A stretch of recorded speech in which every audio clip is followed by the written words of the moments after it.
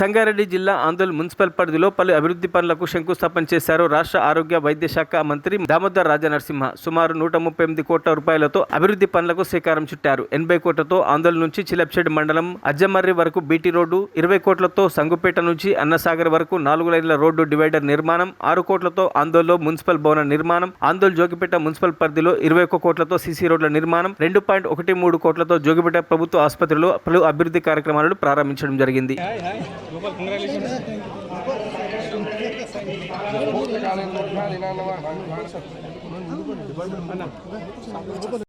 మన శివారు ఎక్కడ ఉన్నది? సంగుపేట చౌరస్తా దాకా మన శివారు ఉన్నది.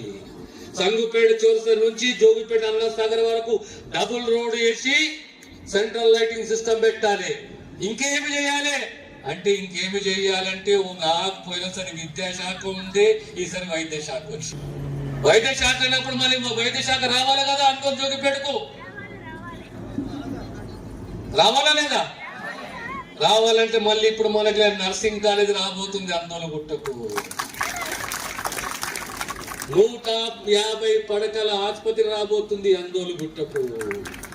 అంటే అందోలు, జోగిపేటు కళాశాలలు, పాఠశాలలు, నర్సింగ్ కాలేజీలు, ఓ వంతెన, ఇవన్నీ కలిస్తే ఏమవుతుంది? జోగిపేట పట్టణము ఎదుగుతుంది, పెరుగుతుంది, వ్యాపారం పెరుగుతుంది. ఈ ఆలోచన తోటి గతంలో 2003లో ఆనాడు రాజశేఖర్ రెడ్డి గారు పాదయాత్రలో ఒక మాట ఇచ్చారు. మరిన్ని అప్డేట్స్ కోసం మా ఛానల్ ని సబ్స్క్రైబ్ చేయండి.